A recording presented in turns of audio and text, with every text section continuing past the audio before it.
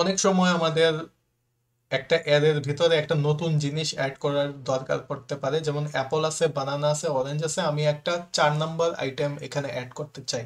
যেমন এখানে আমি যদি ফ্রুটসটা যদি আবার রান করি, দেখবে অ্যাপল, বানানা, অরেঞ্জ। এখন ওইটার জন্য আমার যেটা করতে হবে সেটা হলো একটা পুশ মেথড ইউজ করতে হবে। যেমন ফ্রুটস ডট পুশ, এবং এই মেথডের ভিতরে যদি একটা নতুন স্ট্রিং দেই, তাহলে এটা কি করবে, অ্যারের একদম শেষে একটা এই নতুন একটা ভ্যালু দিবে, সেটার নাম হলো ম্যাঙ্গো।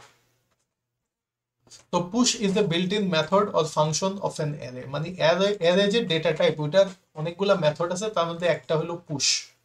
তো এখন যদি ফ্রুটস অবজেক্টটা মানে ফ্রুটস অ্যারেটা যদি রান করি, তাহলে দেখো অ্যাপল, বানানা, অরেঞ্জ, ম্যাঙ্গো আসছে। তো এইটাই হলো পুশ মেথড। তো এর মাধ্যমে তুমি আবার যদি রান করি, এর মাধ্যমে তুমি একটা নতুন একটা আইটেম এট দ্য এন্ড তুমি এটা ঢুকাইতে পারবে।